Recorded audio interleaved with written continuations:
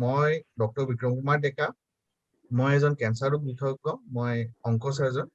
BLK hospital, BLK Max hospital, Delhi কৰলবাগৰ। মোৰ লগত আছে আজি এজন গাইনকলজিষ্ট ডক্টৰ কাকলি দত্ত। কাকলি দত্ত তেখেতে consultant gynaecologist PNK memorial nursing home Nagaon. মোৰ লগত আছে ডক্টৰ অমৰ্ত চৌধুৰী। তেওঁ এজন মেডিচিনৰ বিশেষজ্ঞ আৰু লগতে এজন তেওঁ এন্ড্ৰক্ৰাইনলজিষ্ট আৰু ডায়েবেটিলজিষ্ট। তেওঁ কাম কৰি আছে মিছন হস্পিটেল দুৰ্গাপুৰ। তাৰপিছত মোৰ লগত আছে ডক্টৰ সঞ্জীৱ গগৈ। সঞ্জীৱ গগৈ এজন মাইক্ৰবায়লজিষ্ট। তেখেতে এছ'চিয়েট প্ৰফেচাৰ দিল্লীৰ লেডি হাৰ্ডিং মেডিকেল কলেজত। লেডি হাৰ্ডিং মেডিকেল কলেজৰ যিটো ভাইৰেল ৰিচাৰ্চ আৰু ডায়েগনষ্টিক লেব, সেইটো এষ্টাব্লিছ কৰাত তেওঁৰ এক ডাঙৰ ৰোল আছে। আৰু তেওঁ যোৱা এবছৰ ধৰি কোভিড টেষ্টিং বা কোভিড ৰিলেটেড বহুতবোৰ বিষয়ত তেওঁ জড়িত হৈ আছে। মোৰ লগত আছে এজন ৰেডিঅ'লজিষ্ট ডক্টৰ অনিল জৈন। অনিল জৈনে তেখেতৰ কোভিড ৰিলেটেড যিমানবোৰ ইমেজিং বা CT স্কেন বা এক্সৰে যোৱা এবছৰ ধৰি কৰি আহিছে। তেওঁ খুব ওচৰৰ পৰা চাই মানে কোভিড ট্ৰিটমেণ্ট আৰু মেনেজমেণ্টত জড়িত হৈ আছে। তেওঁ এটা নিজা ডায়েগনষ্টিক চেণ্টাৰো আছে, আৰোগ্য diagnostic centre and health checkup Nalbari. আৰু মোৰ লগত এজন আছে শিশু বিশেষজ্ঞ ডক্টৰ সৌৰভী দাস। তেখেত এজন শিশু বিশেষজ্ঞৰ উপৰিও এজন পেডিয়াট্ৰিক কাৰ্ডিঅলজিষ্টো হয় মিছন হস্পিটেল দুৰ্গাপুৰত। আমি আটাইকেইজনে মিলি আজি আপোনালোকৰ কোভিড ৰিলেটেড কিছুমান কমন প্ৰশ্ন সেইবিলাকৰ যিমান পাৰো সহজভাৱে উত্তৰ দিবলৈ আমি চেষ্টা কৰিম। এতিয়া আমি আটাইকেইজনে এটা বেলেগ বেলেগ বিভাগৰ ডক্টৰ। মাজত ফিজিচিয়ান আছে, মাজত পেডিয়াট্ৰিচিয়ান আছে, ৰেডিঅলজিষ্ট আছে, মই নিজে কেঞ্চাৰ চাৰ্জন গাইনকলজিষ্ট আছে। এই যোৱা এবছৰ ধৰি আমি নিজৰ প্ৰফেশ্যন নিজৰ বেলেগ বেলেগ পেচেণ্টৰ যিখিনি আছে তাৰ মাজতে আমি কোভিডৰ লগত ডিল কৰিব লগা হৈছে। তাৰ মাজতে আমি কাম কৰিব লগা হৈছে। এইটো ছেকেণ্ড ৱেভো আহিলে আমি আমাৰ পেচেণ্টবোৰ তাৰ মাজতে আমি ট্ৰিট কৰিব লাগিব। গতিকে মই গোটেই আপোনাৰ আটাইকেইজনৰ পৰা এটা এটাকে জানিব বিচাৰিম যে আপুনি কেনেকে এই এপিডেমিকটো এতিয়াও চেছ হোৱা নাই, কেনেকে আপুনি নিজৰ পেচেণ্টবোৰ চাই আছে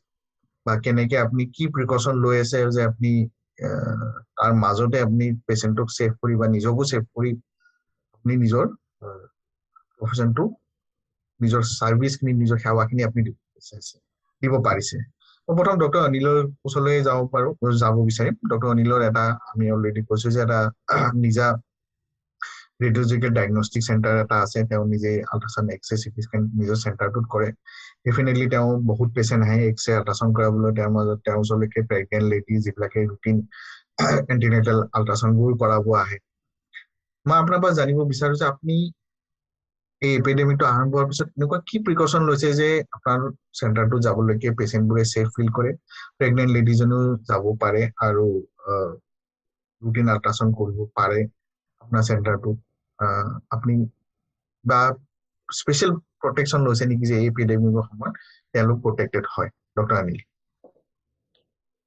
ধন্যবাদ ডক্টৰ বিক্ৰম।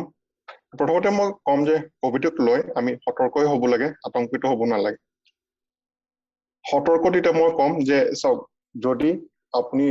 কোনোবা এটা মেডিকেল ইনষ্টিটিউচনত যাবলগীয়া হয় বা ক্লিনিকত বা ডায়েগনষ্টিক চেণ্টাৰত যাবলগীয়া হয়, অযথাত যদি খুব ইম্পৰ্টেণ্ট নহয় ভিজিট এভইড কৰিব লাগে। কিন্তু যদি ভিজিট কৰিব লগা হয়ে তেনেহ'লে যাবই লাগিব। সেইটোক লৈ আতংকিত হয় যে মই নাযাওঁৱে হস্পিটেলত বা মেডিকেল ইনষ্টিটিউচনত নাযাওঁ, তেনেকুৱা নহয়। এতিয়া চাওক, মোৰ ডায়েগনষ্টিক চেণ্টাৰত মই মোৰ ফালৰ পৰা এজ এ অ'নাৰ মেডিকেল ইনষ্টিটিউচনৰ ফালৰ পৰা মই কৰিবলগীয়া বস্তুখিনি হ'ল যে প্ৰপাৰ চিটিং এৰেঞ্জমেণ্ট তাত থাকিব লাগিব। আইডিয়ালি মই বিচাৰো এইবোৰ পেশেন্ট বা যিবোৰ মেডিকেল ইনষ্টিটিউচন আহে সিহঁতি ডিমাণ্ডো কৰিব লাগে যে ইয়াত প্ৰপাৰ সিটিং এৰেঞ্জমেন্টছ আছে নে নাই, প্ৰপাৰলি সাৰ্ফেচবোৰ স্যানিটাইজ হৈছে নে নাই, লাইজলেৰে হওক বা সোডিয়াম হাইপোক্লৰাইটেৰে হওক, ৰুমছবোৰৰ খিৰিকী খোলা আছে নে নাই, দৰ্জা হয়তোবা বহুতবাৰ আমি খোলা ৰাখিব নোৱাৰিবও পাৰো, কিন্তু পৰাপক্ষত ৰুমৰ খিৰিকী খোলা আছে নে নাই। আৰু মোৰ এটা বিৰাট ভাল এক্সপিৰিয়েঞ্চ হৈছে ৰুমত এক্সস্ট ফেন লগাই পেলাই, য'ত নেকি মই ভাবো যে ৰুমৰ বায়ু প্ৰতি মিনিটে বা প্ৰতি 2 মিনিটে নতুন ফ্ৰেছ বায়ুৰে চেঞ্জ হৈ যায়। সেইটোৰে মোৰ বিৰাটেই ভাল এক্সপিৰিয়েঞ্চ হৈছে। মই ভাবো যে এইটোৰে হয়তোবা আজিকালি যেনেকুৱা কোৱা হৈছে যে এৰজল বা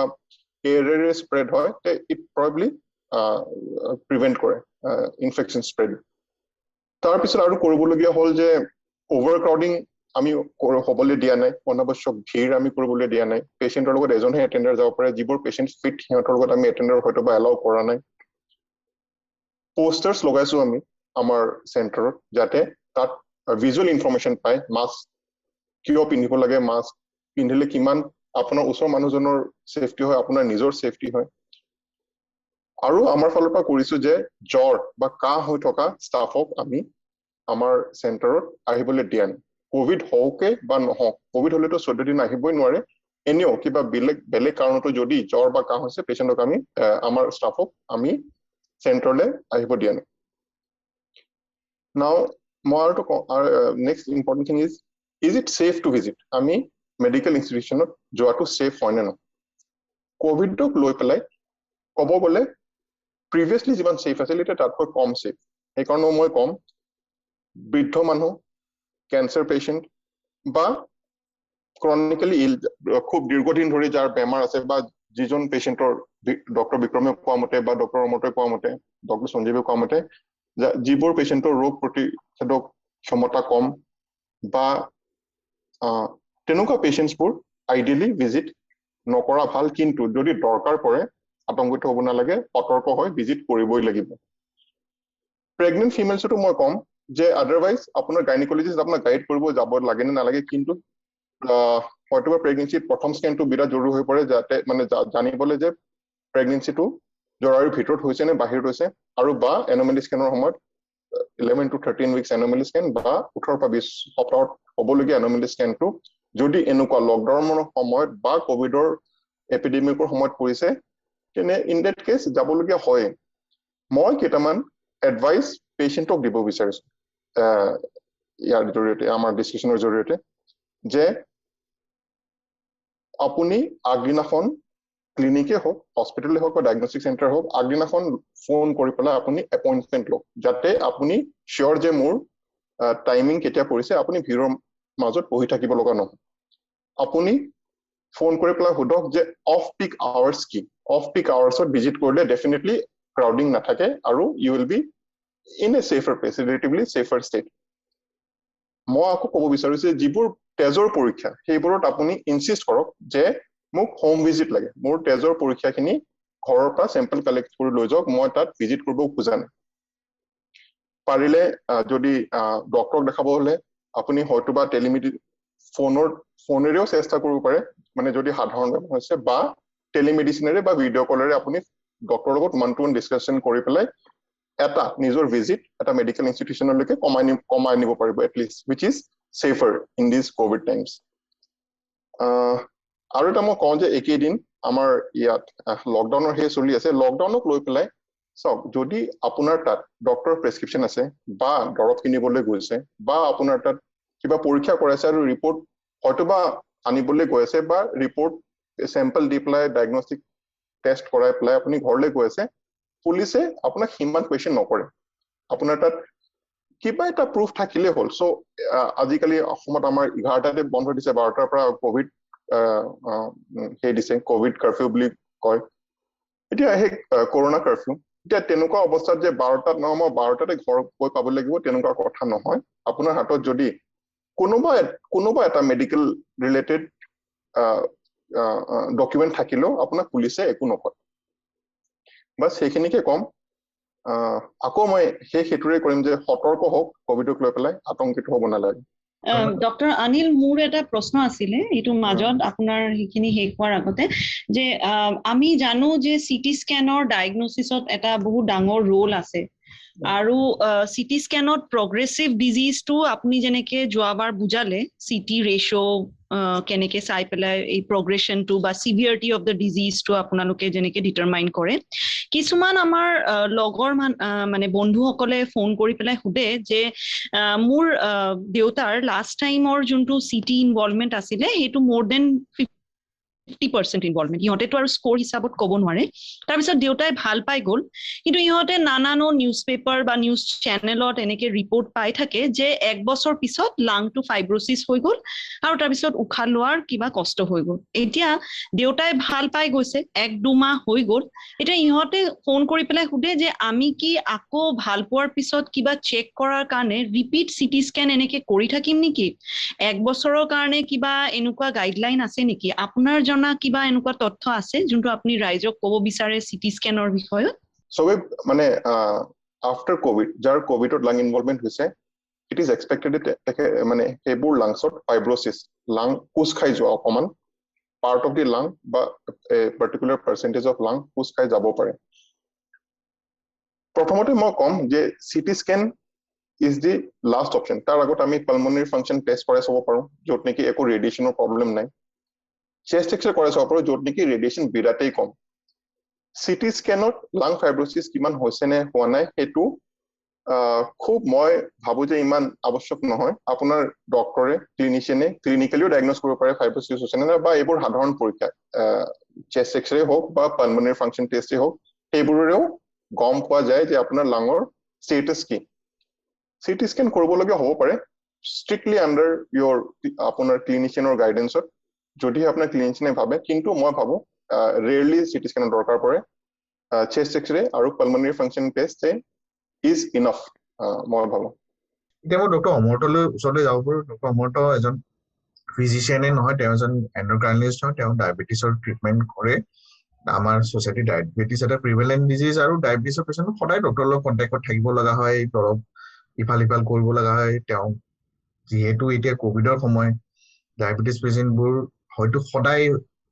হয়তো আগতে মাহত এবাৰ দুবাৰ আহিছিল এইটো সদায় প্ৰেক্টিকেল নহ'বও পাৰে আপুনি সেইসকল পেচেণ্টক আপুনি কেনেকে মানে এই এপিডেমিকৰ সময়ত আপুনি তেনেকে তেওঁলোকক সেৱা আগবঢ়াই আছে আৰু আপোনাৰ চেণ্টাৰত আহিলেও আপুনি যদি যিবোৰ নাহিলে উপায় নাই তেওঁলোকক মানে এনেকুৱা কি কৰিছে যে তেওঁলোক প্ৰটেক্টেড ফিল কৰে আপোনাৰ চেণ্টাৰত আহিবলৈ সেই বিষয়ে অলপমান ক'ব পাৰিব ধন্যবাদ ডক্টৰ বিক্ৰম চাওক মানে কথাটো হ'ল যে ডায়েবেটিছ পেচেণ্ট আকৌ এটা অলপ হাই ৰিস্ক ভালনাৰেবল গ্ৰুপ অফ পেচেণ্টৰ মাজতে পৰি যায় এটলিষ্ট বেচিকেলি আনকণ্ট্ৰল ডায়েবেটিছ তেওঁলোকৰ চিকিৎসা কৰি যোৱাটো খুব ইম্পৰ্টেণ্ট এটা এছপেক্ট এটা কথাটো হ'ল লাষ্ট এবছৰৰ পৰা আমাৰ এই টেলিমেডিচিন বা টেলিকমিউনিকেশ্যন তেনেকুৱা টেলিকনফাৰেন্সিং সেইবোৰ যোগাযোগ আৰম্ভ কৰিছোঁ আমি সেইটো গভৰ্ণমেণ্টেও এপ্ৰুভ কৰিছে টেলিমেডিচিন বিকজ সেই যিখিনি আমাৰ পৰিস্থিতি গোটেইখিনি কনচিডাৰ কৰি পেলাই কিন্তু এই টেলিমেডিচিন সুবিধাটো বৰ এই চব পেচেণ্টৰ কাৰণে বৰ ডাঙৰ এটা সুবিধা হৈছে এট প্ৰেজেণ্ট টাইমছৰ কাৰণে বহুত পেচেণ্ট তেনেকুৱা আছে ধৰক এই আপুনি চিম্পল কথাই কৈছোঁ লকডাউন হৈ আছে গাড়ী বাছ চলা নাই হস্পিটেল অহাটো বা ক্লিনিকত অহাটো সিহঁতৰ অলপমান দিগদাৰী বা তেওঁলোক হস্পিটেলত আহিব নিবিচাৰাৰ কাৰণটো একদম সঁচা যে আননেচেচাৰী এক্সপ'জাৰ নিজকে কেলে কৰিব সেইবোৰ ক্ষেত্ৰত টেলিমেডিচিন এটা খুব ডাঙৰ সুবিধা ঘৰত বহিয়ে পেচেণ্ট আমাৰ লগত ডিছকাছ কৰি আছে ভিডিঅ' কনচালটেশ্যন কৰি আছোঁ আমি গোটেইখিনি প্ৰব্লেমখিনি আটাইখিনি প্ৰব্লেমখিনি ভালকৈ ধুনীয়াকৈ ক'ব পাৰে আমি কথা পাতিব পাৰোঁ প্ৰেছক্ৰিপশ্যন আগৰ প্ৰেছক্ৰিপশ্যনখিনি নতুন ৰিপৰ্টখিনি আমাক পঠিয়াই দিয়া হয় আমি চাই পেলাই দৰৱখিনি লিখি দিওঁ টেলিমেডিচিন বহুত পেচেণ্ট আমি টেলিমেডিচিন কৰি আছোঁ কিছুমান পেচেণ্ট টেলিমেডিচিনত নহয় কিছুমান ক্লিনিকেলি চাব লগা হয় পেচেণ্টক কিছুমান চিমটমছ অলপ বেছি হয় সেইবোৰ তেনেকুৱা পেচেণ্টক আমি ফুল প্ৰিকশ্যন যিখিনি আমি প্ৰিকশ্যন ল'ব লাগে মাস্ক পিন্ধি পেলাই আহিব কওঁ আমি নিজেতো মাস্ক পিন্ধি থাকোঁৱে অপিডিত সামাজিক দূৰত্ব মেইনটেইন কৰিবলৈ তেনেকৈ বহাৰ এৰেঞ্জমেণ্ট ডক্টৰ আনিলে যেনেকৈ ক'লে সঞ্জীৱে যেনেকৈ ক'লে সামাজিক দূৰত্ব মেইনটেইন কৰি পেলাই বহাৰ এৰেঞ্জমেণ্টখিনি তেনেকৈ ঠিক ঠাক কৰি পেলাই তেনেকৈ আমি পেচেণ্টবোৰ চাই আছোঁ অপিডিটো চাই আছোঁ তেনেকুৱা ধৰণৰ নহয় আমাৰ যিখিনি ছাৰ্ভিচ সেইখিনি আমি আগবঢ়াই থাকিব লাগিব কাৰণ এই পেণ্ডেমিকত আমাৰ প্ৰয়োজনটো খুব বেছি পেচেণ্টৰ কাৰণে আৰু এই ডায়েবেটিছ পেচেণ্ট বিশেষকৈ মই বিৰাট কনচাৰ্ণ কাৰণ ছুগাৰ কণ্ট্ৰল থাকিলে মই যিমান পেচেণ্ট এডমিট হৈ আছে হস্পিটেলত দেখি আছোঁ যাৰ ছুগাৰ কণ্ট্ৰল ভাল যাৰ HbA1c 3 মাহৰ যিটো এভাৰেজ আমি কৰো HbA1c ৱেল কণ্ট্ৰল 7ৰ তলত আছে তেওঁলোকৰ দেখি আছে যে ৰিকভাৰীটো সোনকালে হৈ আছে বেছি প্ৰগ্ৰেছিভ সিভিয়াৰ ডিজিজো হোৱা নাই হস্পিটেল ষ্টেটো কম হৈ আছে বা বহুত ক্ষেত্ৰত মাইল্ড ইনফেকশ্যন হৈ পেলাই ভাল হৈ আছে যাৰ সুগাৰ কণ্ট্ৰলটো বেয়া ডায়াবেটিছটো আনকণ্ট্ৰল হৈছে তেওঁলোকৰ কিন্তু অলপ সিভিয়াৰ ইনফেকশ্যন হোৱাৰ চান্সেছটো বেছি আৰু তেনেকুৱা হৈও আছে সেইকাৰণে এই মুহূৰ্তত টেলিমেডিচিন বা OPD প্ৰেক্টিছ দুটাই কৰি আছো মানে নেচেচাৰী প্ৰিকশ্যনছ গোটেইখিনি লৈ পেলাই পেচেণ্টৰ যিখিনি দৰকাৰ যিখিনি হেল্প আগবঢ়াই দিয়াৰ কাৰণে এতিয়া মই ডক্টৰ সঞ্জীৱক সুধিব বিচাৰো বহুতে এতিয়া ভয় খায় যে আমি কোভিড চেণ্টাৰত কোভিড টেষ্ট কৰাব যাম আৰু তাতে সব পজিটিভ পেচেণ্ট থাকিব মোৰ চিম্পটম আহিছে মই টেষ্ট নকৰাও কাৰণ টেষ্ট কৰিব গ'লে মোৰ যদি নাইও মোৰ কোভিড হৈ যাব তেনেকুৱা কিবা কথা আছে নেকি বা তেনেকৈ আপুনি কিবা প্ৰটেকশ্যন লৈছে নেকি যে টেষ্ট কৰাটো সেফ হয় ডক্টৰ বিক্ৰম তেনেকুৱা এটা বস্তু মানুহৰ মাজত সঘনাই প্ৰশ্ন এটা হয় এইটো কেতিয়া হ'ল একচুৱেলি এইবাৰ ৱেভটোত হৈছে সেই প্ৰব্লেমটো কাৰণ মানুহৰ মাজত ভয়টো বহুত বেছি সোমাইছে সেইটো স্বাভাৱিক এতিয়া টেষ্ট কৰাব লাগে নে নালাগে প্ৰথম কথা সেইটো বহুত ডাঙৰ কথা যদি আপোনাৰ চিম্পটমছ আহিছে টেষ্ট কৰাটো অতিকৈ জৰুৰী কাৰণ যেনেকৈ আমি টিবিৰ ক্ষেত্ৰত কওঁ যে মাইক্ৰ'বায়'লজিকেল ডায়েগনচিছটো বহুত ইম্পৰ্টেণ্ট ঠিক তেনেকৈ কোভিডৰ ক্ষেত্ৰতো কোভিড হৈছে নে নাই সেইটো জনাটো ইম্পৰ্টেণ্ট তেতিয়াহে আপোনাৰ চিকিৎসকে আপোনাক সেইমতে ট্ৰিটমেণ্টটো দিব পাৰিব এতিয়া বহুত ক্ষেত্ৰত এইবাৰ প্ৰব্লেমো হৈছে সেইটো লৈ মানুহৰ যে মানুহে জ্বৰ হৈছে বা কিবা হৈছে টেষ্ট কৰোৱা নাই বহুত ভয়ত যে মোৰ যদি এনেই জ্বৰ হৈছে পানী লগা জ্বৰ তাত গৈ আকৌ কোভিড হ'ব এনেকুৱা কথা নাই কাৰণ আপুনি অকণমান চাব লাগিব যে যদি আপুনি টেষ্টটো কৰে তাৰ বেনিফিট বহুত যদি আপুনি পজিটিভ আহে আপোনাৰ ডক্টৰবোৰ পৰামৰ্শ লৈ আপুনি ট্ৰিটমেণ্ট লৈ আপোনাৰ নিজৰ জীৱন বচাব পাৰে ঠিক আছে আৰু চেণ্টাৰলৈ গৈ কোভিড হোৱাৰ ৰিস্কটো সেই অনুপাতত বহুত কম কাৰণ যোনটো আমাৰ চেণ্টাৰবোৰত আমি ছ'চিয়েল ডিষ্টেঞ্চিং মেইনটেইন কৰোঁ চেম্পল কালেক্ট কৰোঁতে এনেকুৱা নহয় যে খুব ভিৰ ভাৰ হ'বলৈ এটা দিয়া হয় আৰু যিহেতু আমাৰ চেণ্টাৰবোৰত আমি এটা অপেন এৰিয়াত কালেকশ্যন কৰোঁ এনেকুৱা নহয় যে এটা বন্ধ কোঠাত চেম্পল লোৱা হৈছে আমি এটা যোনটো চেম্পল কালেকশ্যন চেণ্টাৰ বনোৱা গৈছে সেইটোত সেই ধৰণৰ আমি ব্যৱস্থা কৰা হৈছে য'ত আমি খোলা জেগা এটাত য'ত এজনে সিজনৰ পৰা আপুনি ডিষ্টেঞ্চ মেইনটেইন কৰিব পাৰে যদি আপুনি ভালকৈ মাস্কখন পিন্ধি যায় যদি ডিষ্টেঞ্চ এটা মেইনটেইন কৰে সুন্দৰকৈ আপুনি চেম্পলটো দিব পাৰে এই ভয়ত আপুনি চেম্পল নিদিয়াকৈ নাথাকিব যে মই PCR কৰাৰ কোনো দৰকাৰ নাই প্ৰথম কথা সেইটো নহয় দ্বিতীয় কথা যে তাত গ'লে মোৰ উল্টাই কোভিড হ'ব এনেকুৱা কথা নহয় কাৰণ মই আকৌ বাৰে বাৰে কৈছোঁ যে টেষ্টটো কৰা বিৰাট ইম্পৰ্টেণ্ট যেনেকৈ ডক্টৰ অমৰটোৱে বহুতখিনি কথা ক'লে আপুনি ডায়েবেটিক পেচেণ্ট হ'ব পাৰে আপুনি যদি ভিতৰে কোভিড হৈ আছে আৰু যদি ইমিউন'কম্প্ৰমাইজ আপুনি মানুহৰ বহুত বেয়ালৈ যাব পাৰে সেইটো কাৰণে এইটো হোৱাটো বহুত দৰকাৰ কোভিড পজিটিভ যদি আপোনাৰ ৰিপৰ্ট এটা থাকে তেতিয়াহে আপোনাৰ সেইখিনি বস্তু ট্ৰিটমেণ্টখিনি ষ্টাৰ্ট হ'ব চ' সেইটো কাৰণে মই কওঁ যে এইখিনি ভয় কৰিব নালাগে আমি আমাৰ চেণ্টাৰত সেইখিনি বহুত ভালকৈ ব্যৱস্থা কৰা আছে চেম্পল লোৱাত হয় ধন্যবাদ ডক্টৰ বিক্ৰম তেতিয়াহ'লে ডক্টৰ বিক্ৰম আপোনাৰ এইখিনিতে আমাৰ এটা প্ৰশ্ন মনলৈ আহিছে যে ধৰ কেঞ্চাৰ পেচেণ্টখিনিৰ কথাটো তেতিয়া এইবাৰ ছেকেণ্ড ৱেভত যেনেকৈ লকডাউন দিছে খুব সাংঘাতিককৈ এতিয়া সেনেকুৱা মানে এতিয়া কোভিড বেডবোৰ বেছি কৰি দিয়া হৈছে তেওঁলোকৰ বহুত মানে অলৰেডি কেঞ্চাৰ পেচেণ্টে কেম'থেৰাপি পায় বা বহুত আপোনালোকৰ প্লেন চাৰ্জাৰী থাকে সেইখিনি মানুহৰ কাৰণে আপুনি কি এডভাইচ দিব দেই এই সময়ত তেওঁলোকে হস্পিটেল অহাটো তেওঁলোকৰ কাৰণে ভাল হ'ব নে তেওঁলোকে অলপ দিন পিছুৱাই পেলাই ট্ৰিটমেণ্টখিনি বা চাৰ্জাৰী প্লেন কৰি সেইখিনি কেনেকৈ অলপ বুজাই দিয়ে যদি মই যোৱা বছৰ এক্সপিৰিয়েঞ্চ কম প্ৰথমে যোৱা বছৰ প্ৰথম যেতিয়া কোভিড আহিছিল আমি তেতিয়া নাজানিছিলো যে এপিডেমিকটো কিমান দিন থাকিব এইটো টেম্পৰাৰী হ'ব নে এটা দীঘলীয়া কিবা এটা হ'ব আপুনি জানে যে কেঞ্চাৰ পেচেণ্টবোৰ ট্ৰিটমেণ্ট ডিলে কৰিব নোৱাৰে ট্ৰিটমেণ্ট ডিলে কৰিলে কিউৰেবল ষ্টেজৰ পৰা ইনকিউৰেবল ষ্টেজলৈকে গুচি যায় আমি কি কৰিছিলো তেতিয়া আমি যিখিনি চাৰ্জাৰী পেচেণ্ট যাৰ হাতত আৰু অপশ্যন আছে যে তেওঁলোকৰ চাৰ্জাৰী বাহিৰেও ৰেডিয়েশ্যন বা কিমো দিব পাৰি আমি কি কৰিছিলো যে প্ৰথমে আপোনালোকে ৰেডিয়েশ্যনটো লৈ লওক কাৰণ ৰেডিয়েশ্যনৰ কণ্টেক্ট পিৰিয়ড কম অলপ সময় কাৰণে যাব তাৰপিছত আমি আপোনাৰ চাৰ্জাৰী কৰিম কিন্তু আমি লাহে লাহে ৰিয়েলাইজ কৰিলো যে আল্টিমেটলি এই এপিডেমিকটো ইমান সহজে আঁতৰি নাযায় আৰু আমি তেনেকে এইবোৰ টেম্পৰাৰী মিজাৰ কৰি কোনো লাভ নাই আৰু যিহেতু আমি কেঞ্চাৰ পেচেণ্ট এটা ইটছ এ ছেমি ইমাৰ্জেঞ্চি কোনো বা ৰুটিন বস্তু এটা নহয় যে আমি 6 মাহ বা এবছৰলৈকে ট্ৰিটমেণ্টটো পিছুৱাই থ'ব পাৰো তেনেকুৱা কোনো উপায় নাই গতিকে আমি ফাইনেলি এইটো কনচেনচাছ আহিলো আমি গোটেইবোৰ অংকলজিষ্টে যে পেচেণ্টৰ যি ট্ৰিটমেণ্ট পাব লাগে ৰিকমেণ্ডেড ট্ৰিটমেণ্ট আমি সেইখিনি কোনো ধৰণে নিপহুচাওঁ কাৰোবাৰ যদি চাৰ্জাৰী হ'ব লগা আছে ডেফিনেটলি আমি তেওঁক প্ৰিপেয়াৰ কৰিম চাৰ্জাৰী হোৱাৰ 72 ঘণ্টাৰ ভিতৰত আমি কোভিড টেষ্ট কৰাম তেওঁ যদি নিগেটিভ হয় আমি তেওঁৰ চাৰ্জাৰীটো কৰিম কাৰণ তেওঁ চাৰ্জাৰীটো ডিলে কৰিলে তেওঁ হয়তো ইনকিউৰেবল ষ্টেজলৈ গুচি যাব আমি কোভিড বুলি কি এটা স্পেচিয়েল প্ৰিকশ্যন ল'ম যে আমি সোনকালে পেচেণ্টজনক ডিচাৰ্জ কৰিব বিচাৰিম হয়তো আগতে 7 দিনলৈকে বা ড্ৰেইন আছে কিবা আছে সেইবোৰ উলিয়াই যাওঁ আমি এতিয়া কি কৰিম যে আমি সোনকালে পঠাই দিওঁ যে 3 দিন 4 দিনত ঘৰত কেয়াৰ ল'ব পৰাকৈ আমি পেচেণ্টজনক পঠাই দিম যাতে তেওঁৰ ট্ৰিটমেণ্টটো মানে কণ্টেক্টটো কম হয় কিন্তু আমি ট্ৰিটমেণ্টটো পিছুৱাই নিদিওঁ ঠিক তেনেকে কিমোথেৰাপিও কোনো পিছুৱাই নিদিয়ে কিমোথেৰাপিটো য'ত এডমিট হয় এডমিটৰ আগদিনা বা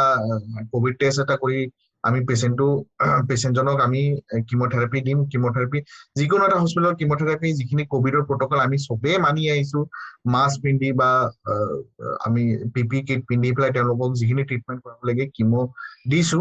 অলপমান কিবা এটা প্ৰট'কল তেওঁলোকে চেঞ্জ কৰিছে ধৰক কাৰোবাৰ উইকলি কিমো আছিল তেওঁলোকে চেষ্টা কৰিছে যে সেইটো উইকলি কিমো নকৰি অলপমান ড'জ বঢ়াই 3 উইকলি দিব কৰিব পাৰি নেকি তেওঁলোকে দিছে য'ত য'ত পচিবল হয় যাতে ট্ৰিটমেণ্টটো তেওঁ পষ্টপনো নহয় কিন্তু একে সময়তে পেচেণ্টজনৰ এক্সপ'জাৰটো কম হয় প্ৰত্যেক সপ্তাহত হস্পিটেল অহাতকৈ তেওঁ 3 সপ্তাহত এবাৰ আহিলে ঠিক তেনেকে ৰেডিয়েশ্যনৰ ক্ষেত্ৰতো তেওঁলোকে কৰিছে যে কিছুমান কোভিড বুলি স্পেচিয়েল ৰেডিয়েশ্যন প্ৰট'কল ক্ৰিয়েট কৰিছে যে ৰেডিয়েশ্যন প্ৰট'কলত ৰেডিয়েশ্যনৰ ড'জটো বঢ়াই দিছে আগতে সপ্তাহত ল' ড'জত 1.8 to 2 গ্ৰেড দিছে 5 দিনকে এতিয়া কি কৰিছে তেওঁলোকে কিছুমান ক্ষেত্ৰত য'ত পচিবল হয় চবতে নহয় য'ত পচিবল হয় যে তেওঁলোকে বেছি গ্ৰেড দি পেলাই বেছি ড'জ দি পেলাই কম দিনত তেওঁলোকৰ ৰেডিয়েশ্যনটো কমপ্লিট কৰিছে কিন্তু যিটো আমি কাৰেণ্ট আমি এতিয়া গাইডলাইন ফলো কৰিছো যে আমি কেঞ্চাৰ পেচেণ্টৰ আমি ট্ৰিটমেণ্ট ডিলে কৰিব নোৱাৰো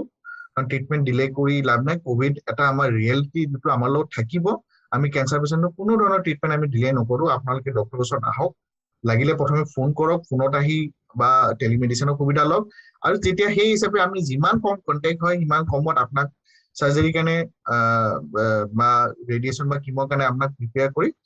আপোনাক ট্ৰিটমেণ্টটো দিম গোটেইখিনি ছেফটি প্ৰট'কল ফ'ল' কৰি গতিকে আপুনি ডেফিনেটলি আপোনাৰ এই এপিডেমিকৰ কাৰণে আমি ট্ৰিটমেণ্ট পষ্টপন কৰিব নোৱাৰে বা কৰা কোনো দৰকাৰ নাই কাৰণ আমি দেখিছো এনেকুৱা যে পেচেণ্ট আহিছে আমি এবছৰ আগতে ডায়েগন'জ হৈছে কোভিড কমিব বুলি আমাৰ তাত নোহোৱাকে থাকিলে তেওঁক এটা কিউৰেবল ষ্টেজত আছিল আহি এতিয়া মাজত কোভিডৰ প্ৰথম ৱেভটো কম হোৱাৰ পিছত আহিছে তেওঁলোক গোটেই মেটাষ্টেটিক হয় বা ইনকিউৰেবল ষ্টেজত আহিছে এইটো বৰ দুখ লগা অৱস্থা বহুত সময়ত তেনেকুৱা ঘটনা ঘটিছে গতিকে আমি ডেফিনেটলি মই ৰিকমেণ্ড কৰিম যে আপোনাৰ কেঞ্চাৰ আছে কেঞ্চাৰ ট্ৰিটমেণ্ট কোনো ডিলে কৰাৰ দৰকাৰ নাই যিটোৱে আপোনাৰ ৰিকমেণ্ডেড ট্ৰিটমেণ্ট আপুনি লওক যিখিনি প্ৰিকশ্যন ল'ব লাগে আমি ল'ম সেইমতে আপোনাৰ ট্ৰিটমেণ্টটো আমি দিম এতিয়া মই ডক্টৰ কাকলিৰ ওচৰলৈ যাব বিচাৰিছো আপুনি গাইনকলজিষ্ট আপুনি প্ৰেগনেণ্ট লেডিবোৰ চাই থাকে ৰেগুলাৰ আপুনি প্ৰেগনেণ্ট লেডিবোৰৰ আপোনাৰ কেনেকে আপুনি তেওঁলোকৰ ৰুটিন যিটো এণ্টিনেটেল ফলোআপ বা প্ৰি প্ৰেগনেঞ্চি ফলোআপখিনি আপুনি কেনেকে এক্সামিনখিনি কৰি আছে আৰু 2 নম্বৰ কথা সুধিব বিচাৰিছো যিখিনি ডেলিভাৰীটো কোভিডৰ কাৰণে ৰখি থকা বস্তু এটা নহয় চিজাৰিন হওক বা নৰ্মেল ডেলিভাৰী তেওঁলোকৰ যাৰ হ'ব লগা আছে হ'ব আপুনি এই দুইটা চিটুৱেশ্যনত প্ৰেগনেণ্ট লেডিৰ কেয়াৰখিনি বা ফলোআপখিনি আৰু যিখিনি ডেলিভাৰী চিজাৰিন বা নৰ্মেল ডেলিভাৰী কেনেকে আপুনি এই কোভিডৰ সময়খিনি মেইনটেইন কৰিছে যে আমি তেওঁলোক প্ৰটেক্টেড ফিল কৰে বা তেওঁলোকে ছেফ ফিল কৰে যে হস্পিটেলতে গোটেইখিনি কৰে বা আপোনাৰ ওচৰত আহিবলৈ কোনো আনছেফ ফিল নকৰে যাতে তেওঁ প্ৰেগনেঞ্চিটো ছেফ হয় আপুনি কি তেনেকুৱা কৰিছে হয় আমি আগতেও কৈছো যে গৰ্ভৱতী অৱস্থাত আমি যোনটো প্ৰেগনেণ্ট লেডিজ সেইসকলক এটা ভালনাৰেবল গ্ৰুপত ধৰো কাৰণ গৰ্ভাৱস্থাৰ কাৰণে যোনবোৰ ফিজিঅলজিকেল চেঞ্জেছ হয় বা যোনবোৰ ইমিউনিটি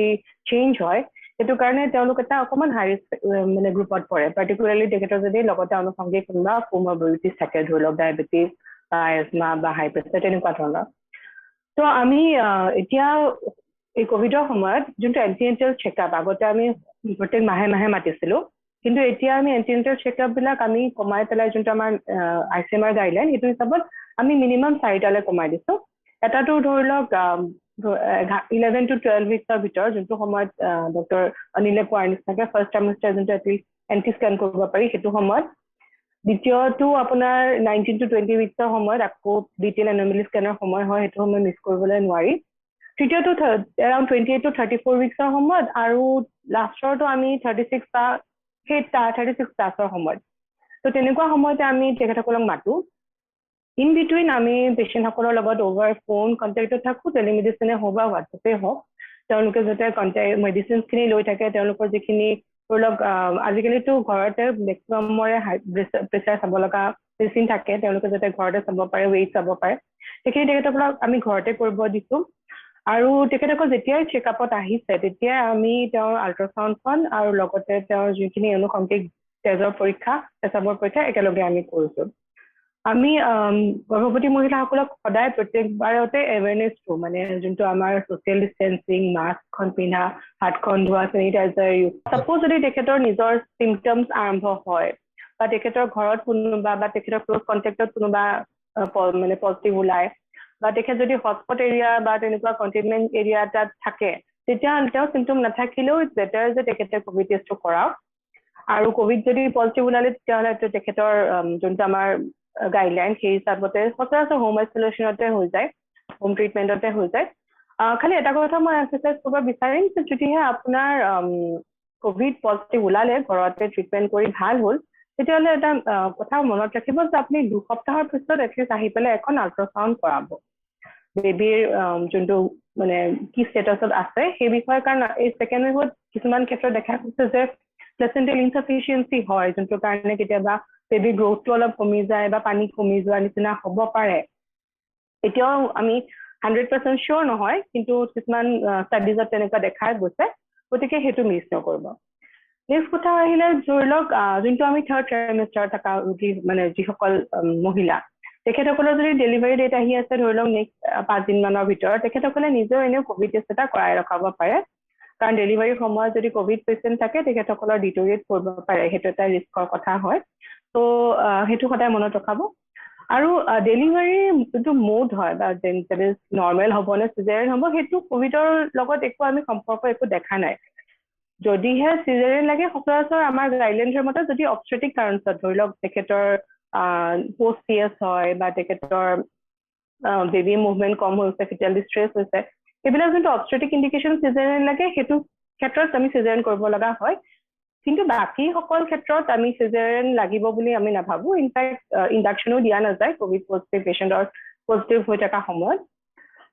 যদিহে মই এতিয়া ক'ব বিচাৰিছোঁ যদি থাৰ্ড ট্ৰাইমেষ্টাৰ থকা ৰোগী এগৰাকী তেখেত পজিটিভ ওলালে ঘৰত হোম ট্ৰিটমেণ্টত আছে তেখেত আৰু কিবা ইমাৰ্জেঞ্চি ঘটনা হ'ব পাৰে তেনেকুৱা সময়ত তো আপুনি এডভাইচ কৰিম যে আপোনাৰ যোনজন কনচালটেণ্ট ডক্টৰ হয় তেওঁৰ লগত আপুনি কণ্টেক্টত থাকিব ইন কেছ আপুনি হস্পিটেল আহিব লগা হয় তেতিয়াহ'লে হস্পিটেলত অথৰিটিত আপুনি ফোন কৰি পেলাই জনোৱাটো দৰকাৰ কাৰণ প্ৰত্যেকখন হস্পিটেলতে আজিকালি এটলিষ্ট ক'ভিড ৰোগীৰ কাৰণে এটা আইচলেশ্যনত ছেপাৰেট এটা জেগা থাকে আপুনি যদি হস্পিটেলত আহে তেতিয়া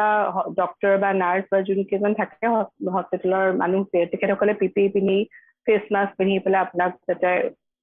মানে তাতে এটেণ্ড কৰিব পাৰে সেই বিষয়ে মন কৰিব আৰু ক'ভিডৰ সময়ত যেতিয়া আপোনালোক আহে হস্পিটেললৈ মই গৰ্ভৱতী মহিলাসকলক আগতেও কৈছোঁ নিজেও প্ৰত্যেকবাৰে কওঁ যে এটেণ্ডেণ্ট বহুত টানিব এজন ৰেছপনচিবল এটেণ্ডেণ্ট থাকিলে তেখেতে গোটেইখিনি কৰিব পৰা হ'লেই ভাল আৰু ক'ভিড হৈ থকা সময়ত ডেলিভাৰী কৰিলে সদায় ইট ইজ অলৱেজ বেটাৰ যে তেওঁ মাল্টি ডিচিপ্লিনাৰী হিচাপে থাকক যাতে এনাস্থেচিয়া এজন আৰু পেডিয়াট্ৰিচিয়ান এজন থাকে সেইটো সময়ত আৰু কমপ্লিট PPE পিন্ধি ফেচ মাস্ক পিন্ধি আৰু প্ৰপাৰ প্ৰিকশ্যনছ লৈ পেলাই ডেলিভাৰী কৰা যায় আৰু সেইকাৰণে আপুনি এনেকুৱা কেতিয়াও ভাবিব নালাগে যে মোৰ ক'ভিড হ'ল এতিয়া মোৰ ডেলিভাৰী হ'বনে নহয় কি কৰিম নকৰিম সেইটোলৈ আপুনি কেতিয়াও পেনিক কৰিব নালাগে জাষ্ট আপোনাৰ নিজৰ ডক্টৰৰ লগত আপুনি কণ্টেক্টত থাকক তেওঁ আপোনাক বেষ্ট পাৰ্চন হ'ব আপোনাক গাইড কৰিবৰ কাৰণে যে আপুনি কি কৰাটো ভাল কি কৰাটো কি হ'ব লাগিব কি কৰিব নালাগিব ত' ডোণ্ট পেনিক কাৰণ আপুনি প্ৰিপেয়াৰ থাকক কিন্তু পেনিক নকৰিব এতিয়া মই ডক্টৰ সৌৰভৰ ওচৰলৈ যাব বিচাৰিছোঁ তেওঁ এজন পেডিয়াট্ৰিচিয়ান হয় এটা প্ৰথম কুৱেশ্যন যে মাক যদি ক'ভিড পজিটিভ হয় নিউবৰ্ণ বেবীটো ক'ভিড যোৱাৰ কিবা আছে নেকি কথা যে নিউবৰ্ণটো ক'ভিড হ'বই যে ডেলিভাৰীৰ পিছত দ্বিতীয় কথা আপুনি এপিডেমিকত বাচ্চাবোৰ কেনেকে আপুনি চাই আছে বাচ্চা কেনেকে নিজৰ এই পেচেণ্টবোৰক আপুনি সুবিধাবোৰ দি আছে আৰু তাৰপিছত আপোনাক মই জানিব বিচাৰিম যে বহুতে হয়তো হস্পিটেল পেডিয়াট্ৰিচিয়ানৰ ওচৰত চাইল্ড স্পেচিয়েলিষ্টৰ ওচৰত নিবলৈ ভয় কৰি আছে বাচ্চাবোৰ ক'ভিড হৈ যাব পাৰে ভেকচিনেশ্যন ডিলে কৰিছে যে ভেকচিন নিদিওঁ আমি ক'ভিডৰ এপিডেমিক শেষ হয় তাৰপিছত ভেকচিনেশ্যন দিম সেইকেইটা কথা মই আপোনাক জানিব বিচাৰিম হয় ডক্টৰ বিক্ৰম প্ৰথমতে মই ক'ব বিচাৰিছো যোনটো এটা কথা চলি আছে যে পজিটিভ মাদাৰৰ পৰা মানে মাকৰ পৰা নৱজাতক শিশুৰ তাতে আহি যাব পাৰে নেকি প্ৰেগনেন্সিৰ ডিউৰেশ্যনত সেইটো পোৱা গৈছে যে মেক্সিমাম কেচেছত নহয় কিন্তু বিদেশৰ পৰা এখন দুখন কেছ ৰিপৰ্ট এনেকুৱা আহিছে য'ত দেখা গৈছে যে মাক যেতিয়া সেকেন্ড ট্ৰাইমিষ্টাৰত কোভিড পজিটিভ হৈছে নৱজাতক শিশুটো মানে ডে 1 বা 48 আৱাৰ্ছৰ ভিতৰতে কোভিড পজিটিভ ওলাইছে সেইকাৰণে এটা বস্তু কোৱা গৈছে আমালোকৰ মাজত যে বাচ্চাটো জন্ম হোৱাৰ 4 সপ্তাহ আগৰ পৰা যদি মাক আমি পাওঁ যে পজিটিভ তেতিয়াহ'লে আমি অলপমান কেয়াৰফুল হৈ যাব লাগিব আৰু আমি মোৰ কশিয়াছ হৈ যাব লাগিব সেইবিলাক নৱজাতক আমি অলপ কেয়াৰফুলি চাব লাগিব আৰু 48 ঘণ্টাৰ পিছত টেষ্টিং কৰাটো উচিত এইটোৱে আমাৰ গাইডলাইন কিন্তু মই এইটো হান্তনা দিব বিচাৰিছো মেক্সিমাম কেচেছত 99% কেচেছত মাকৰ পৰা নৱজাতকলে কোভিড ইনফেকশনটো ট্ৰান্সমিট নহয় বা কোভিডৰ কাৰণে যে কিবা মেজৰ কনজেনাইটেল এনমেলি কিবা পোৱা গৈছে সেইটো নহয় আপোনাৰ মই নেক্সট সেট অফ কোৱেশ্চনছত আহিব বিচাৰিছো মই এজন পিডিয়াট্ৰিচিয়ান হয় লগতে মই পিডিয়াট্ৰিক কাৰ্ডিঅলজিষ্ট হয় মই বাচ্চা যোনবিলাকৰ হাৰ্টৰ বেমাৰ আছে মই ইহঁতক চাওঁ ইনফেক্ট ইহঁতৰ আমাৰ ইকোকাৰ্ডিওগ্ৰাফিও কৰিব লগা হয় সেইকাৰণে মই যোনবিলাক বাচ্চাক কেটাৰ কৰোঁ নৱজাতৰ পৰা লৈ পেলাই একদম ডাঙৰ বাচ্চা যাৰ জন্মজাত কিবা হৃদয়ৰ ৰোগ আছে ইহঁতক আমি চাব লগা হয় সেইকাৰণে সব এজ গ্ৰুপৰ বাচ্চাৰ কাৰণে আমাৰ প্ৰটোকলটো বেলেগ কৰি দিয়া আছে যেনেকে যোনবিলাক শিশুৰ আমি জানো যে ৰুটিন ভ্যাকসিনেশন দৰকাৰ এই নৱজাতই হোক বা ডাঙৰ বাচ্চা হোক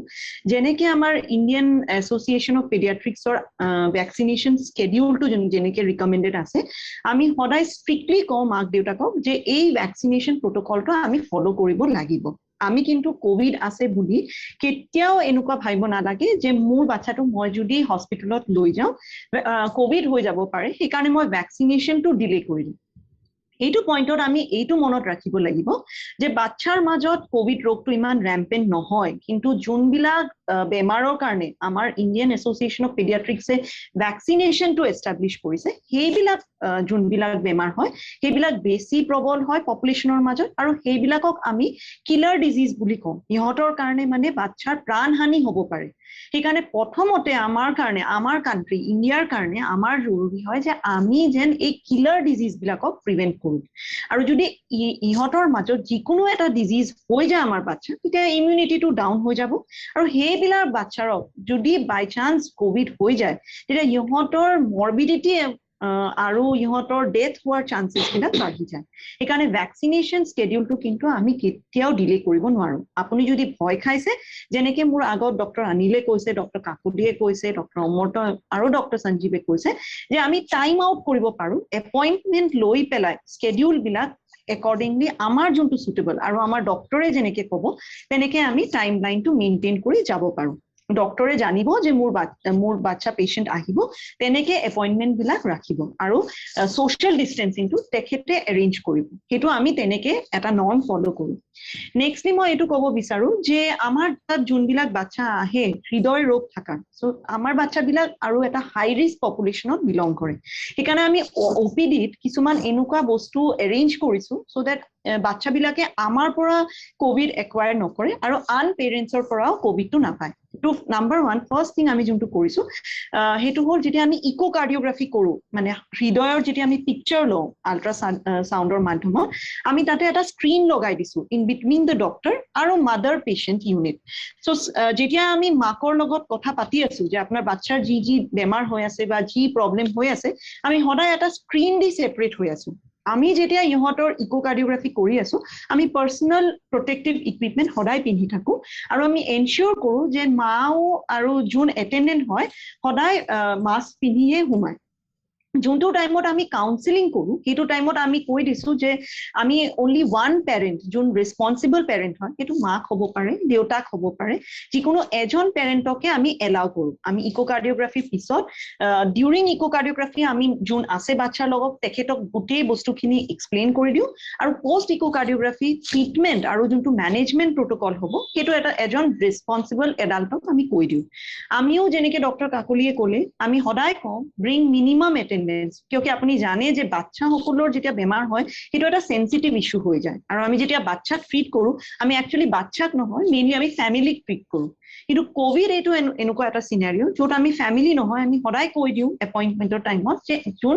মিনিমাম নাম্বাৰ অফ এটেন্ডেন্স আহে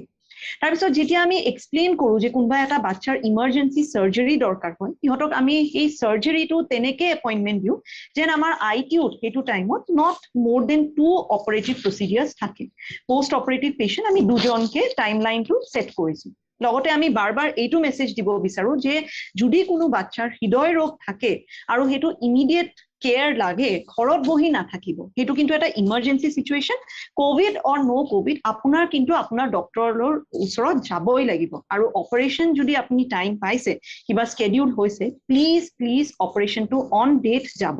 আৰু যদি আপোনাৰ কিবা অসুবিধা হৈছে আপোনাৰ ডক্টৰক হোৱাটসএপ বা ফোনৰ মাধ্যমত কিটো জনাব বাচ্চাহঁতৰ ক্ষেত্ৰত কিন্তু টেলিমেডিসিনটো ইমান ইম্পৰ্টেন্ট নহয় কিয়কি টেলিমেডিসিনত আমি ডিস্টেন্ট মেডিসিন কৰো আৰু বাচ্চা আমি জানো যে এনেকুৱা বাচ্চা কিন্তু এটা এডাল্টৰ সৰু ফৰমেট নহয় বাচ্চা এটা টোটাল ডিফাৰেন্ট আইডেন্টিটি আৰু মাক দেউতাকতকেও বেছি কিন্তু বাচ্চাৰ আপোনাৰ শিশু বিশেষজ্ঞ চাই পেলাইহে বাচ্চাৰ সাইন্স এন্ড সিম্পটমস বিলাক ধৰিব পাৰিব সো 1-to-1 কাউন্সেলিংটো কিন্তু বহুত দৰকাৰ হয় ইয়াৰ বাহিৰে আৰু এটা দুটা স্পেশাল সিনাৰিও যোনটো মই ক'ব বিচাৰো এটো হ'ল যে পোষ্ট অপাৰেটিভ কিছুমান পেশেন্টক যাৰ ধৰক ভ্যালভৰ প্ৰবলেম বা কিবা এৰিথমিয়া মানে হাৰ্ট ৰেটৰ প্ৰবলেম থাকে ইহঁতক আমি টেষ্টটো তৰল কৰাৰ কাৰণে ওয়াৰফাৰিন জাতীয় দৰব দিও আৰু ইহঁতৰ টাইম টু টাইম পিটি আইএনআৰৰ ৰিপৰ্টৰ কাৰণে আমাৰ লগত এপইন্টমেন্ট কৰি থাকিব লগা হয় সো হেই সকল মাক দেউতাকৰ আমি লিষ্ট বনাইছো এবং লিষ্ট বনাই পেলাই ইহঁতক আমি নিজে পাৰ্সোনালি কওঁ যে আপোনালোকে নিজৰ ঘৰৰ ওচৰত যদি কোনবা ভাল এটা ৰিলায়েবল ডায়াগনস্টিক সেন্টাৰ আছে তাতে গৈ পেলাই এই টেষ্টটো কৰাব আৰু ফোন বা টেলিফোনিক মাধ্যমক আমাক এটো জনাব আমি এই ডোজেজ বিলাক উপৰতল কৰি পেলাই মেনেজ কৰো তাৰ বাহিৰত আমাৰ তাত কিছুমান গাইনোকোলজিষ্টে পেটৰ ভিতৰত বাচ্চাৰ আল্ট্ৰাসাউন্ড কৰাৰ কাৰণে মানে হৃদয়টো সোৱাৰ কাৰণে পঠায় যোনটোক আমি ফিটাল ইকো বুলি কৰো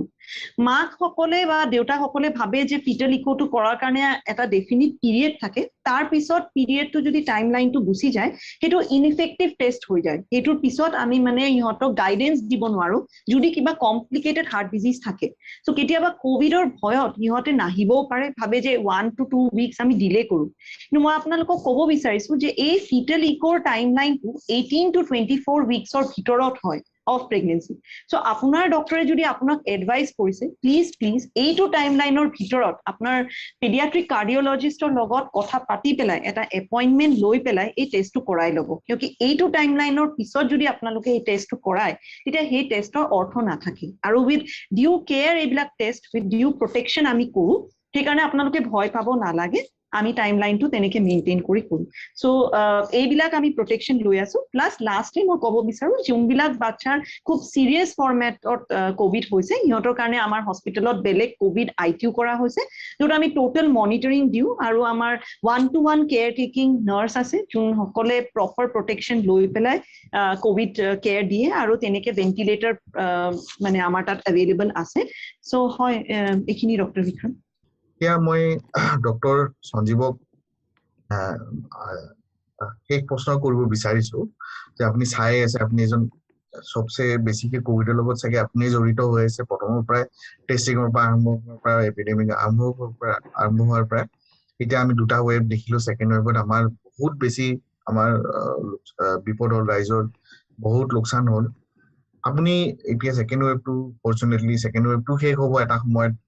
কিন্তু আপুনি কি দেখে ইন ফিউচাৰ যে এই ভাইৰাছটো কেনেকে মিউটেট কৰিব কি হ'ব যে আৰু ৱেভ আহিব নেকি থাৰ্ড ৱেভ আহিব বছৰ ৱেভ আহিব নেকি আমাৰ এই কোভিডৰ ভাইৰাছটো কেনেকে আমাৰ সোসাইটিত আগলৈকে ইফেক্ট কৰিব সেইটো বিষয়ে অলপমান ছুটিকে সমুখে ক'ব পাৰিব নেকি সঞ্জীৱ হয় ধন্যবাদ ডক্টৰ বিক্ৰম কোভিডৰ প্ৰথম যেটো ৱেভ আহিল আমাৰ ইণ্ডিয়াত সেই সময়ত আমি একেবাৰে প্ৰিপেয়াৰ নাছিলো আমি বুজিবলৈ বহুত টাইম লাগিল আমাৰ কাৰণেও এটা মাইক্ৰোবায়োলজিলে আমাৰ বুজোতে বহুত টাইম লাগিল কেনেকে বস্তুখিনি আমি কৰো বা আপোনালোকৰ ক্লিনিচিয়ানৰ বহুত ট্ৰিটমেন্টৰ পৰা আৰম্ভ কৰো গোটেইখিনি সো তাৰপিছত সেই জুজখন শেষ হোৱাৰ পিছতে সেকেন্ড ৱেভটো আহিল এবাৰ বহুত ডিভাষ্টেটিং হ'ল আমি শাৰীৰিকভাৱে মানসিকভাৱে অৰ্থনৈতিকভাৱে গোটেইখিনিৰ পৰা আমাৰ ইফেক্ট হৈছে এতিয়া ভাইৰাছটো মই আগতে ক'লো যে এটা আৰএনএ ভাইৰাছ RNA ভাইৰাছৰ প্ৰথম ডাঙৰ কথাটো হ'লে মিউটেশ্যনটো, যোনটো ভাইৰাছটো চেঞ্জ হৈ থাকে। চেঞ্জ হোৱাৰ পিছত এইবাৰ দেখা গৈছে যে অকমান কেইটামান ষ্ট্ৰেইন ভিৰুলেণ্ট হৈ গ'ল। ভিৰুলেণ্ট হোৱাৰ কাৰণে আমাৰ এইবাৰ চিভিৰিটিটো বাঢ়িলে, ট্ৰান্সমিছিবিলিটিটো বাঢ়িলে। এতিয়া লাহে লাহে দেখা যাব যে অলপ দিনৰ কেইমাহমানৰ পিছত কি ৰূপ লয় ভাইৰাছটোৱে, এইটো এটা চাবলগীয়া বিষয় হ'ব, কাৰণ নতুন ভাইৰাছ। কাৰণ মই আগতে কৈছোঁ যে এইটো কৰোণা ভাইৰাছৰ ফেমিলিৰ এটা নতুন ভাইৰাছ, এইটো আমাৰ গৱেষণা চলি আছে, যিটো কাৰণে আমি এতিয়া আমাৰ গভৰ্ণমেণ্ট অফ ইণ্ডিয়াই খুব সোনকালে সিকুৱেন্সিঙৰ ব্যৱস্থাটো কৰিছে, যাতে যিমান সোনকালে আমি বেছিবোৰ চেম্পল সিকুৱেন্সিং কৰিব পাৰোঁ। সিকুৱেন্সিং মানে যদি মই সহজ ভাষাত বুজাওঁ যে আমি ভাইৰাছটো একেবাৰে খুলি চাব বিচাৰিছোঁ যে ক'ত কি চেঞ্জ হৈছে। আমি যিমান চেম্পল আমি সিকুৱেন্সিং সোনকালে কৰিব পাৰোঁ, সিমান আগতে আমি গম পাম যে হয় এটা নতুন ষ্ট্ৰেইন আহি আছে, আৰু সিমান সোনকালে আমি প্ৰটেকশ্যনটো ল'ব পাৰিম। সেইটো কাৰণে এতিয়া আমি নেক্সট ৱেভৰ কাৰণে হ'ব পাৰে এনেকুৱা আমি আগৰ হিষ্ট্ৰীটো দেখিছোঁ, যেতিয়া আমাৰ এনেকুৱা ধৰণৰ মহামাৰীবোৰ হয় বহুত দিনৰ পিছতে শেষ হয়। এটা খলা বোমা ষ্টেজ এটা আহে, খলা বোমাবোৰ ওপৰত ৱেভবোৰ আহে, তেনেকৈ আমি স্পেনিছ ফ্লুটো দেখিছিলোঁ। চ' সেইখিনি প্ৰিভেণ্ট কৰিবলৈ হ'লে সিকুৱেন্সিং ডেটাটো কৰি পেলাই আমি বহুতখিনি আগতে আমি গম পাব পাৰোঁ যে এনেকুৱা ষ্ট্ৰেইন এটা ডেডলি ষ্ট্ৰেইন আহি আছে, যাতে আমি প্ৰটেকশ্যনবোৰ ল'ব পাৰোঁ। আৰু থাৰ্ড ৱেভৰ কথাটো এতিয়া চলি আছে স্পেকুলেশ্যনছ। আমি কিয় ভাবিছোঁ থাৰ্ড ৱেভৰ কথাটো, যেতিয়া আমি দেখিছোঁ যে এতিয়া US-ত কৈ আছে যে ফ'ৰ্থ ৱেভ হৈ আছে তাহাঁতৰ, আৰু এছিয়ান কাণ্ট্ৰিজবিলাকতো অলৰেডি থাৰ্ড ৱেভ হ'লেই বা হৈ আছে। চ' সেইফালৰ পৰা আমি দেখিছোঁ যে আমাৰ থাৰ্ড ৱেভ এটা হোৱাৰ পচিবিলিটিজ আছে। সেইটো প্ৰিভেণ্ট কৰিবলৈ হ'লে আমি যোনখিনি আমি এটিকেটছ, আমি ছ'চিয়েল ডিষ্টেঞ্চিঙৰ পৰা আৰম্ভ কৰি যোনখিনি প্ৰিভেনশ্যন ডিছকাছ কৰিলোঁ, সেইখিনি আমি কণ্টিনিউ ৰাখিব লাগিব। ছেকেণ্ড ৱেভ হোৱাত আমি চাগে ক'ৰবাত নহয় ক'ৰবাত আমি বহুতখিনি ভুল কৰিলোঁ। আমি সোনকালে চাগে আমি জয় ঘোষণা কৰিছিলোঁ ক'ভিডৰ ক্ষেত্ৰত, এনেকুৱা নহয়। এইবাৰ আমি সতৰ্ক হৈছোঁ, প্ৰিপেয়াৰনেছটো লাগিব, হস্পিটেলৰ ক্ষেত্ৰতে হওক, আমাৰ মানুহৰ ক্ষেত্ৰতে হওক, আমাৰ বিহেভিয়াৰৰ ফালৰ পৰা এপিডেমিঅলজি আৰু আমাৰ মাইক্ৰ'বায়লজিৰ ৰেছপনচিবিলিটিখিনি আমি ক'লোঁ, সেইখিনি আমি কৰি যাম। আৰু থাৰ্ড ৱেভত এটা ডাঙৰ প্ৰশ্ন চলি আছে যে আমাৰ ডক্টৰ সৌৰভী এইখিনি কথা ভালকে আপোনাক নেক্সট আমাৰ ডিছকাশ্যনটা সেইটো বিষয়ে যদি কৰোঁ ক'ব পাৰিব যে আমাৰ বাচ্চাবিলাক ইনফেক্ট হোৱাৰ চান্স এটা আছে। সেইটো স্পেকুলেশ্যন এইটো কাৰণে আহিছে যে এতিয়া প্ৰথম ৱেভত দেখিছিলোঁ আমাৰ এৰাউণ্ড 5% মান বাচ্চা ইনভলভ হৈছিল, এইবাৰ ধৰক 10 to 15% মান হ'ল। আৰু লাহে লাহে আমাৰ ভেকচিনেশ্যনবোৰ আৰম্ভ কৰি আছোঁ এডাল্ট পপুলেশ্যনৰ। এডাল্টৰে ভেকচিনেশ্যন কিমানখিনি আমি এচিভ কৰিব পাৰোঁ ইণ্ডিয়া নিচিনা কাণ্ট্ৰি এখনত, সেইটোৱে ডাঙৰ প্ৰশ্ন।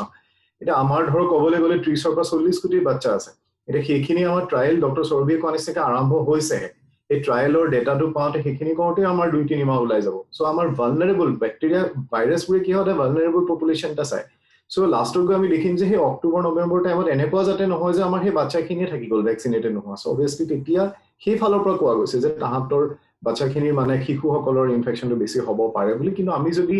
যিটো ভেকচিন ৰিচাৰ্চ কোভেক্সিনৰ ডক্টৰ সৌৰভী অলৰেডি ক'লে ষ্টাৰ্ট কৰিছোঁ আমি বহুতখিনি, সেইখিনিৰ পৰা যদি আমি মানে আপুনি য়াং এডাল্টছবোৰ বা যদি এডলেচেণ্টৰ পৰা আৰম্ভ কৰি বাচ্চাখিনি ইনভলভ কৰিব পাৰোঁ, ডেফিনেটলি আমি প্ৰটেক্ট কৰিব পাৰিম। প্লাছ আমাৰ ক'ভিড এপ্ৰপ্ৰিয়েট বিহেভিয়াৰবোৰ ৰাখিলে আমি ডেফিনেটলি আমি থাৰ্ড ৱেভ যদি আহেও আমি সেইটো ভালকে ডিল কৰিব পাৰিম। আমাৰ সদায় প্ৰব্লেম এইটোৱে হয় যে একেবাৰতে বহুত পেচেণ্ট আহিব নালাগে, যোনটো আমি এইবাৰ দেখিলোঁ ক্ৰাইচিছটো।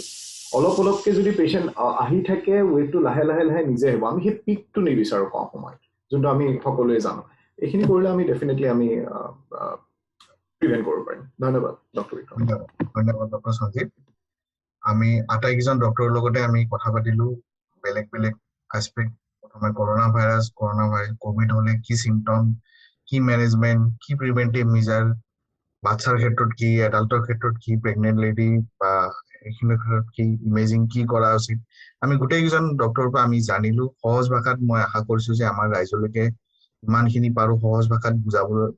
মেছেজবোৰ দিবলৈ চেষ্টা কৰিছোঁ। মই doctor Anil, doctor Saurabhi, doctor Sanjeev, doctor Amrit আৰু ডক্টৰ কাকলি আটাইকেইজনকে ধন্যবাদ দিব বিচাৰিছোঁ যে আমি আপোনালোকে যিমান পাৰি সহজ ভাষাত ৰাইজৰ কাৰণে এই গোটেইবোৰ কমন কুৱেশ্যনবোৰ এনচাৰ কৰিছে। আশা কৰোঁ আমাৰ আজিৰ এই COVID-19 সম্পৰ্কীয় ভিডিঅ' ছেশ্যনটোৰ জৰিয়তে ৰাইজৰ বহুবোৰ প্ৰশ্নৰ উত্তৰ সহজ সৰলভাৱে আমি দিব পাৰিলোঁ। আৰু আশা কৰিছোঁ যে আমাৰ আনবোৰ ভিডিঅ' ছেশ্যন, নেক্সট ভিডিঅ' ছেশ্যনবোৰতো একেদৰে আমি ৰাইজৰ প্ৰশ্নবোৰৰ উত্তৰ সহজ সৰলভাৱে দিবলৈ পাৰিম। ধন্যবাদ।